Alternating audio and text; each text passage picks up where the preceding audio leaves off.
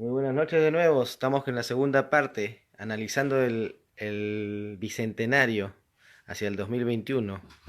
Y estamos hablando de los conceptos que se tienen del inicio del neoliberalismo más salvaje, digamos, en su segunda etapa, a partir de los 80, ¿no? Del segundo gobierno de Belaúnde. Desde San Martín viene el neoliberalismo. O en todo caso el abuso y la desigualdad que nunca ha cambiado hasta ahora. Correcto. Y tú estabas analizando el hecho de que, bueno, a muchos habían hecho pensar de que en los 80 la llegada de Belaúnde fue un alivio después del gobierno militar y que prácticamente era la llegada de un nuevo Jesucristo con Belaúnde, ¿no?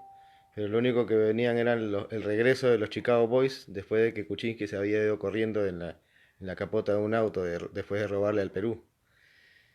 Y bueno, ¿qué resumen de esa parte de la historia podrías hacernos aclarando justamente el tema que se nos quedó en la primera parte? Para mucha gente, continuando con las fantasías que hay en este país, se pinta al señor Belaúnde como el político más destacado de la historia. Claro. Y esa es una muestra de cómo se engaña a los habitantes que, por una falta de educación, no tienen ni la menor idea de la realidad, la verdadera historia del país. Tenemos eso. El señor Belaúnde toda la vida fue un instrumento de las grandes potencias, porque el que aquí era gobernante y hacía lo que le daba la gana, tampoco actuaba por cuenta muy individual, sino como empleado prácticamente de los grandes intereses de afuera. El gran capital, ¿no? Entonces, el señor Belaúnde, al que tuvieron que expulsar del país porque ya se le pasó la mano regalándole petróleo a Estados Unidos, regresa en el 80 y lógicamente las elecciones que se hicieron fueron, como todas, eh, prácticamente anormales y el señor Belaúnde barrió. ¿Para qué? Para protagonizar la peor época del 80 al 85, en la que desapareció el sol peruano por primera vez en la historia. Eso no es una cosa tan simple que no se menciona. Se, se atrevió, siendo tan técnico, a intentar hacer una gran autopista de Lima hasta Ricardo Palma, a Río Chosica. Calculó tan mal siendo técnico, siendo arquitecto, Profesor. rodeado de arquitectos, calculó tan mal que llegó a la final de su gobierno, en el 83 al 84, y no había hecho más que 2 kilómetros de la famosa autopista que había pregonado. Claro. Creo que no calculó la mermelada, el robo. Con errores de ese tipo y otros errores, ¿cuánto dinero habrá gastado en reparar la autopista famosa? Porque había un enorme cerro de roca que tardó años en perforar. Mm. que realmente Le mandó más costo, ¿no? terminó su gobierno con un desastre económico. Desaparece el sol de oro y si yo tenía,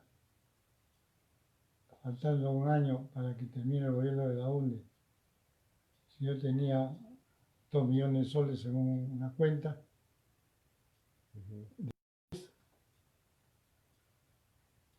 las cosas se fueron descomponiendo de tal forma que los 2 millones desaparecían. La plata se desvalorizó en una forma catastrófica. Es como si se hubiera anticipado el club de la construcción, ¿no? Esto Y parecen en esa los forma, abuelos. muchos no mencionan eso, mucho más. Yo no soy aprista ni por asomo. Mm.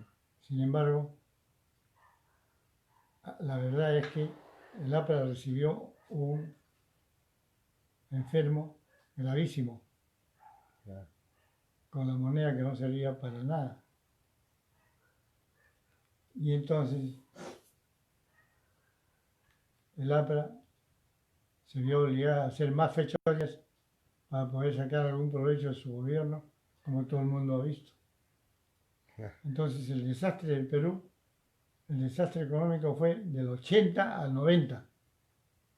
por supuesto.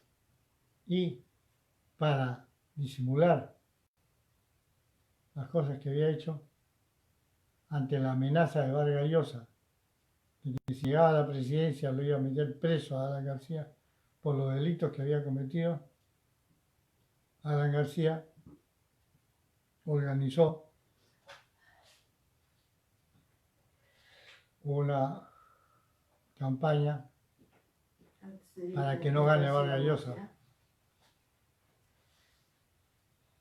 Y entonces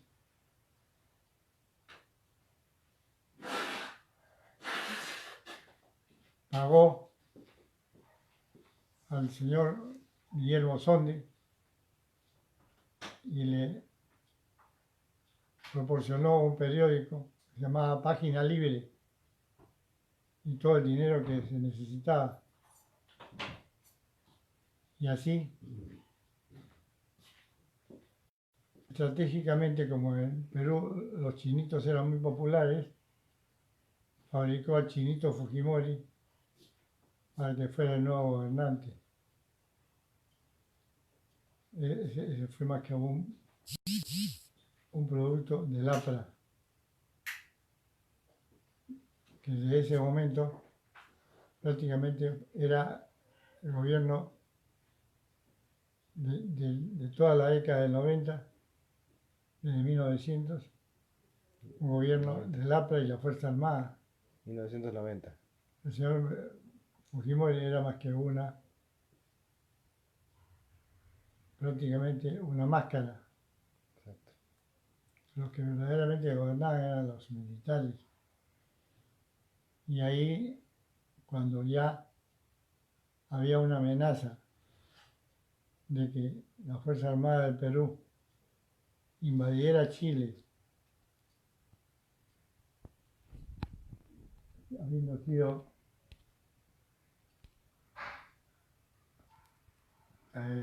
reforzada la Fuerza Armada por armas soviéticas, apareció el señor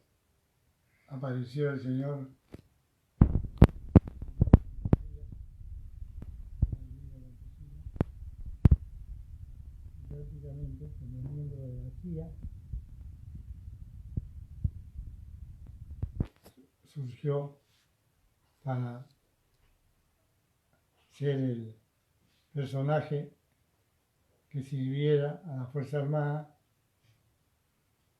y a los Estados Unidos para hacer el Perú lo que les diera la gana. Así fue. Incluso el INTI que reemplazó al Sol también se desintegró por los errores del gobierno de García. Y recién